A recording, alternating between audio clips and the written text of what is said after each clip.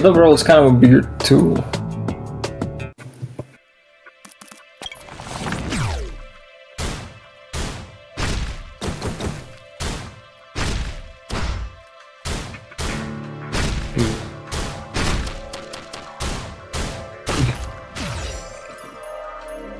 You're gonna get attacked. Yep. She's about to get attacked. It's better with other players. Like it's not really... Oh, of course. Classic puzzle. Oh, dude.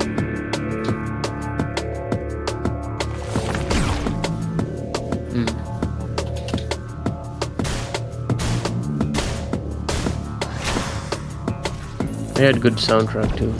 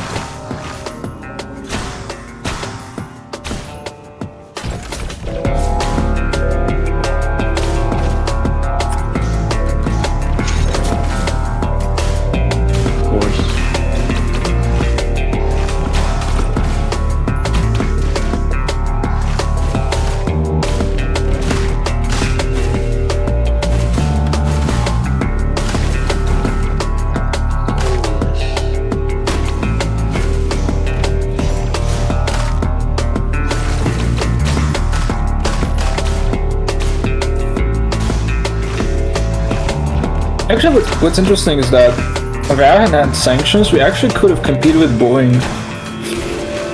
What? Boeing? If it didn't have sanctions on us, yeah. Really? Yeah, because one of the civilian planes we started making like back a couple of years ago, I think it was MS-11, is technically above Boeing in some particular things. Does nobody use Russian planes? Well, yeah, we're under like Brazilian sanctions, and Boeing is like really big. Like Boeing can produce like 100 plus 737s a year. What was different before the sanctions? I mean, there was no reason really to like try to make your own shit. You can just buy stuff. Like, if anything, main backfiring factor about the sanctions is the fact that they force our billionaires that like to actually expand their wealth overseas, like UK or something. Now they'll have to keep their wealth here and actually put it and reinvest it into the economy. Fun. Yeah.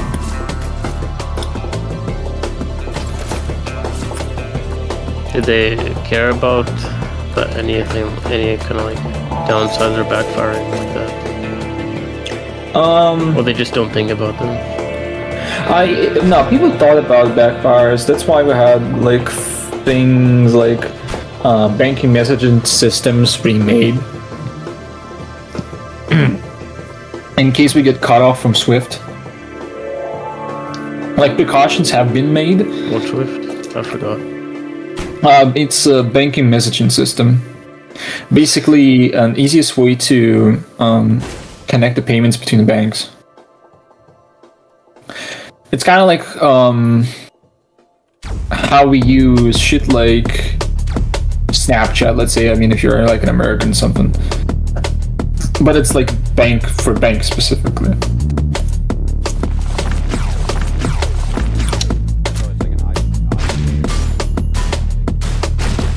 Yeah, basically a messaging system, yeah. To like confirm payments, confirm transfers. Yeah.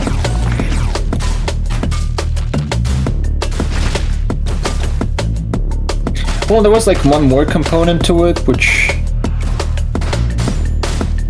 was kind of more just like the transaction component, like software or whatever.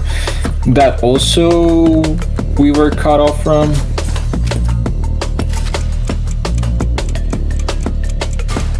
Which also forced us to make a more similar system but in-house.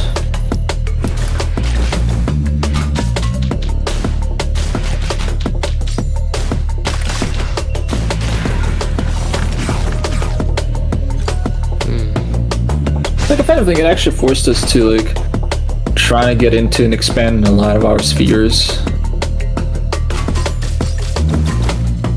I guess one of the only ones where we still aren't there, where we still haven't arrived at in the area which you would call like pretty decent, is processor manufacturing. Because our processor manufacturing is good enough for the military, but the military and civilian markets are like two completely different things when it comes to computing.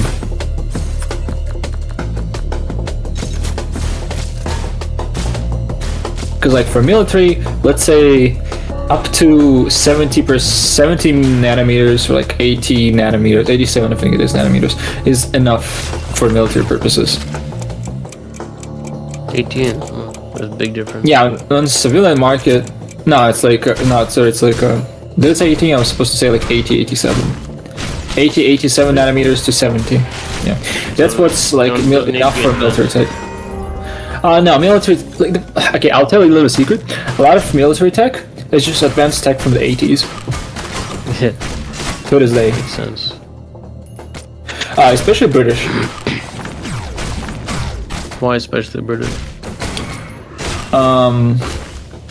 Because at least some other militaries had tried to advance more into like 21st century and with their stuff, but not UK.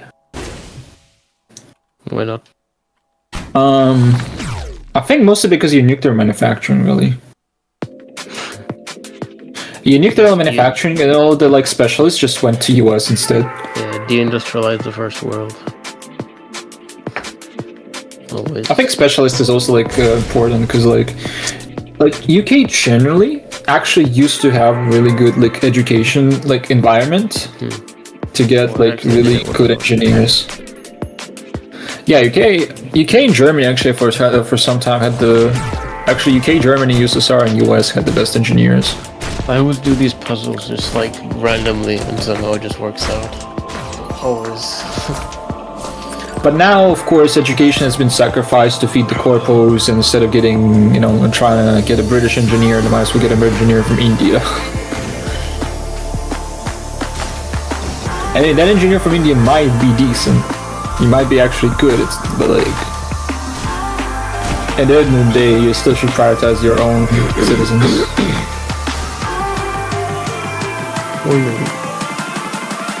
What about America in this regard?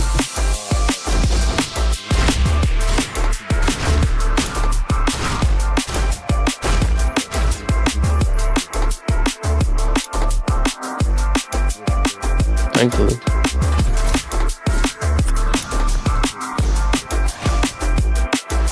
Yeah, but at the same time, we know that also a lot of the labor is, let's just say, done by Mexicans that like to colonize Americans. They do assembly in Mexico.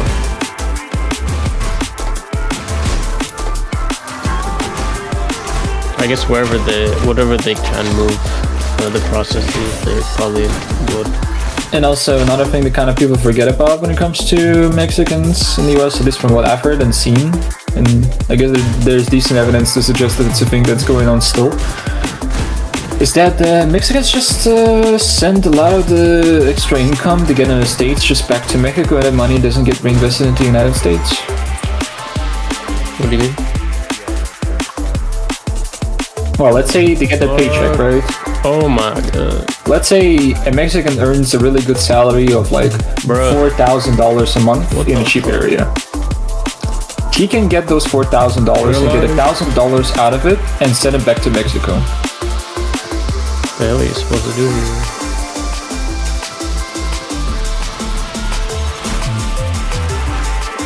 That's weird.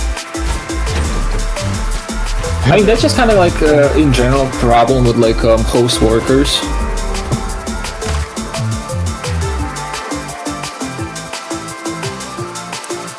Like Dark Souls. I mean, I guess there is some credit to it because, it's fiat system.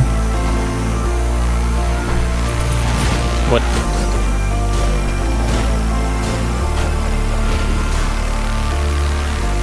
Oh shit! Very nice.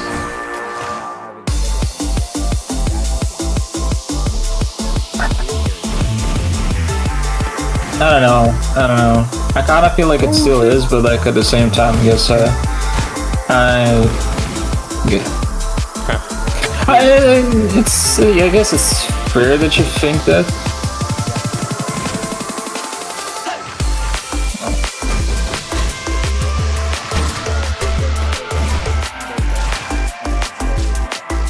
Easy.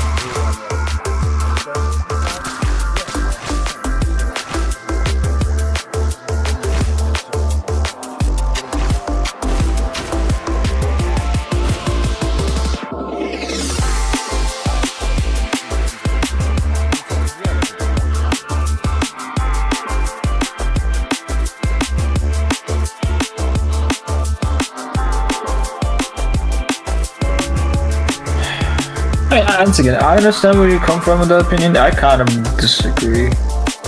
What? I guess I would still prefer to like limit on the amount of like foreigner like host workers. I wouldn't like to give them citizenship either because it kind of just inflates the value of it. What are you talking about? I mean, yeah, I wouldn't want to have them in the host workers in the first place. So like, wouldn't make sense to give them citizenship as well. I just don't like the whole idea, like concept of host workers in the first place. Oh no. Oh balls. Oh boy. You better be careful. Yeah, that's something that is gonna only happen in the first Risk of Rain, not the second. You played it? Yeah, I have like a couple 100 hours in Risk of Rain 2. I don't play much of the first one. Actually, if anything, I don't like the first one. Yeah, nobody does. The whips in the first game don't fly around. They actually like stick to the ground. Yeah. They're annoying as shit. Yeah, because there's not much verticality. I mean, yeah, it's not. Yeah, that's 3D. Yeah, because the enemies, they can't have verticality for balance. It's for balancing. Since I've seen some gameplay, I just haven't played it. all you have for avoiding enemies is verticality, so enemies can't be allowed verticality themselves.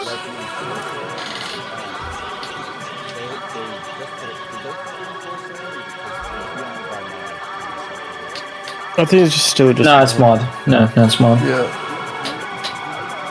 Very nice. A little. Sometimes it needs a little work, but I've done pretty well with the mod. In the second game though, as a mod, he's like really playable solo. Good. Yeah, it's pretty good. I mean, I guess if you don't do like double barrel shotgun stuff on him, he's like pretty great. Because DB sucks on him. It's supposed to be cool, interesting, kind of like reference to Doom, but it's kind of ass. He's got the Doom skin too. Yeah, he has a Doom skin as well. He does look like the Doom guy. Yeah. Especially with the skin. He walks slow like him. Yeah. Yeah. Kind of sad that they decided to... Fuck, what did they decide to do?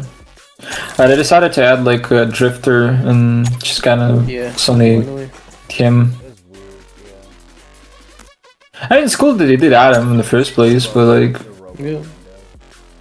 you would kind of expect them to add a little more. Yeah. Although I guess it's nice that they add new stuff instead of old. But It is surprising. Yeah. How long is it gonna last?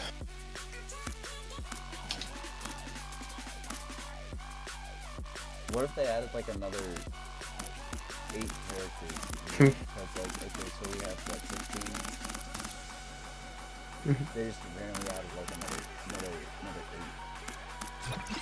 I don't know. I feel like Gearbox is just gonna make maybe like only one more DLC because, like, let's be honest, Risk of Rain 2 with all the DLCs is super bloated.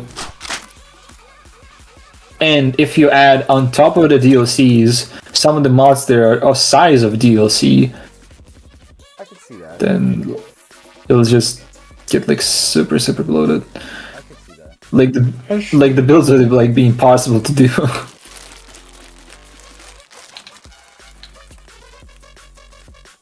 Used to be interesting.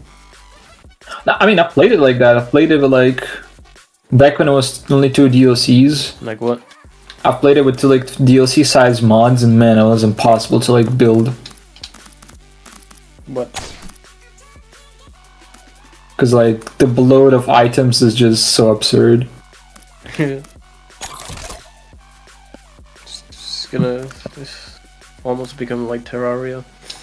Like you could go on a run and find like no attack syringe. Food. I'm pretty hungry now again after just eating. Fat. That looks funny.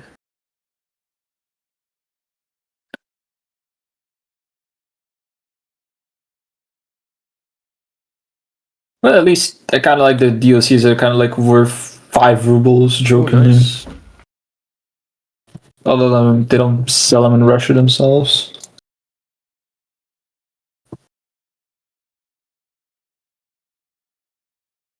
This is a cool place.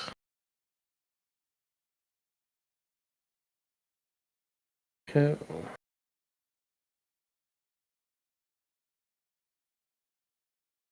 What?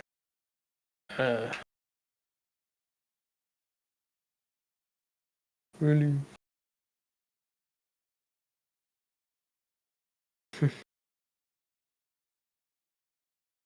See ya. Alright.